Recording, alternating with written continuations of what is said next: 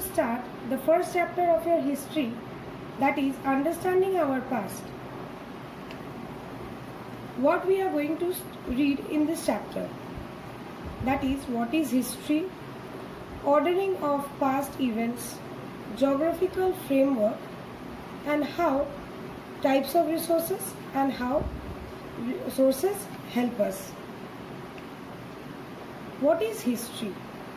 The systematic study of past event is known as history.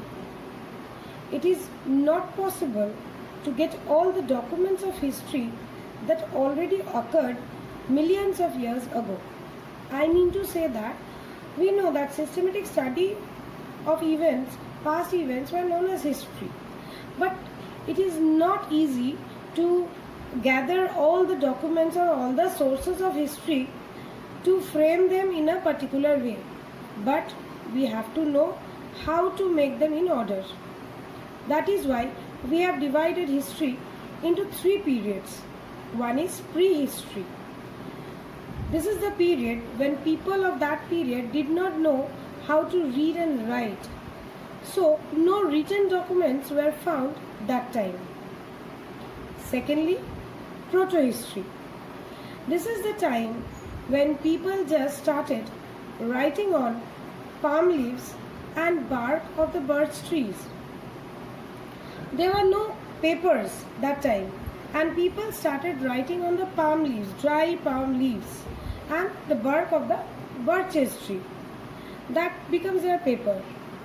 And the last one of the history period is already known as to be history. In this period of time where all the written documents are available, you can say that written documents are more or less or more than is equal to that of the archaeological sources. Now, by this time period, we can separate the sources into different events or evolutions. Now, evolutions, what is that? It is a process of change over time, over millions of years. Millions of years keep on changing. Our history is changing every day. Like whatever I am doing today, tomorrow it will become a history for me and for us. And how we will get all this evidence? Maybe it is through a process of fossils. What is fossils? When living things have changed over time, because we can see their remains in these rocks, these remains are called as fossils. Fossils are those where the past evidence or past some things remain inside a rock or the layer of the rock, and their imprint are seen when we excavate those documents. Now let us come to the next part, that is how history can be arranged properly or in order through the help of timeline. Whenever we get to know about the timeline, we come to know about the sequence of events that occurred one after the other. That timeline says us that this event has occurred first and the next one then after that. We also can say one more thing, that is chronology. This time that coming after one after the other is also known as to be chronology. It is the order in which a series of events take place. Series of events coming one after the other. Historians use this chronology as the first step towards their understanding historical events. That means they will first excavate everything and they can then count that which one is coming first and which one is then. Then only they can make the history one after the other. Historian counts dates. Now we will come to the reference of the dates. Like historian started counting dates with the reference point of birth of Jesus Christ. The date of years before Christ birth are counted as backward and referred to as BC, that means before Christ. Backward means, like suppose if I take for granted I have taken a period of 1000 years, then I will be counting the very next years as 999 years. Then the very next one will be going on so on and so forth, like 900, then so on and so forth. Next, because and as we know, we are calculating backward, there will be a limit of everything and it will end for the time being. But whenever we will prefer to go more beyond that, we have to calculate something very in common. That time we have decided to change from BC to the time period of Anno Domini, that is the year after Christ's birth, are noted as Anno Domini, which means in the year of the Lord.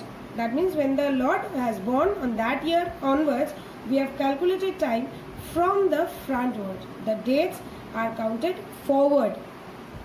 As we know that ancient history 800 CE, medieval history 1600 CE, like that we are going forward one after the other.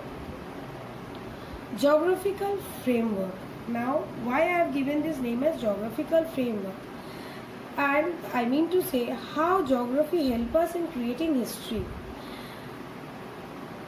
Geography, it frames the history. How it frames the history?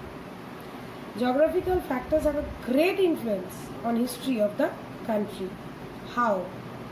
We all know that our first civilization is Indus Valley civilization, and we know that this is settled this has been started in the valleys of Indus, and in the Indo-Gangetic plain also there were many, but they are spread till there. Why so?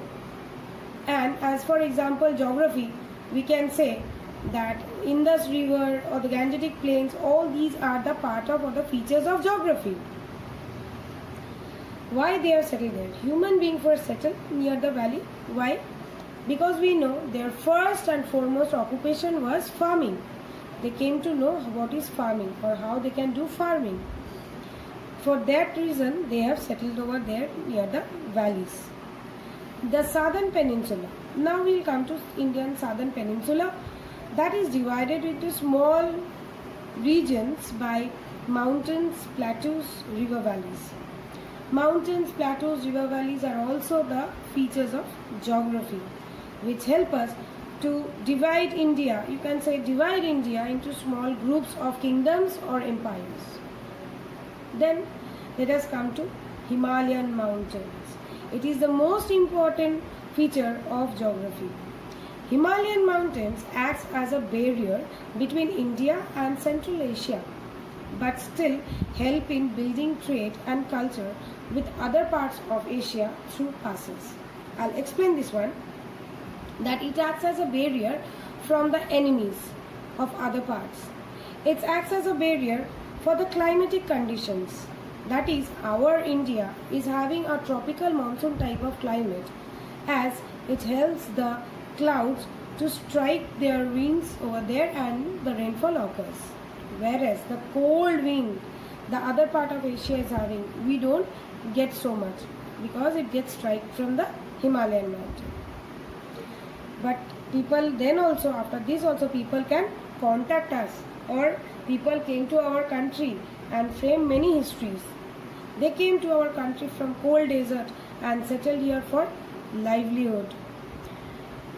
And many religious leaders also came to our country through these passes to spread their teaching. Now let us come to the sources of history. First, the literary sources. Literary sources refers to as written account.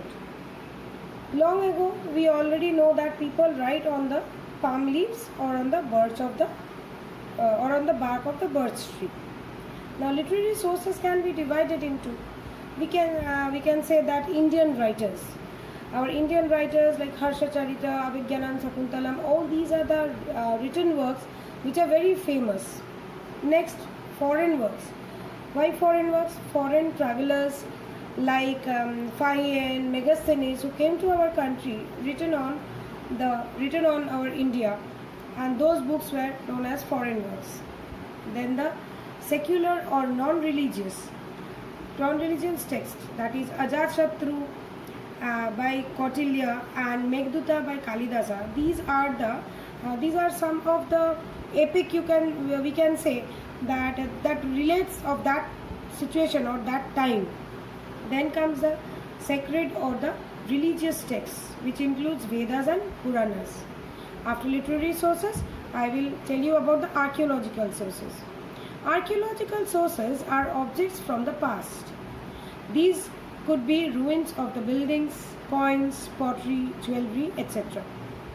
Archaeological sources. Now coins, they give us information about the economy of a kingdom.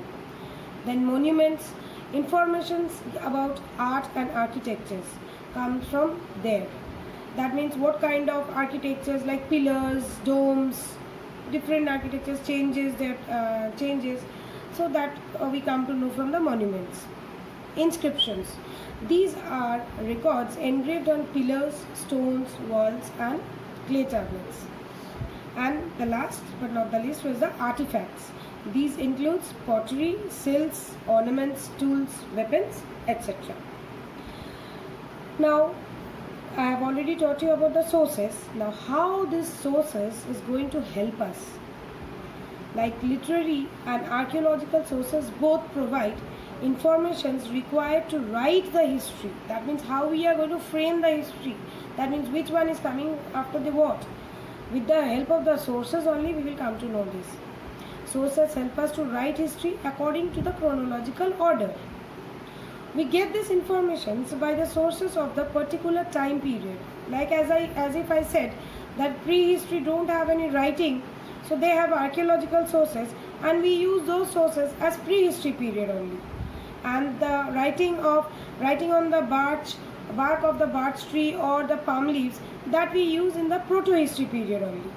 And writings and the archaeological sources in the history period.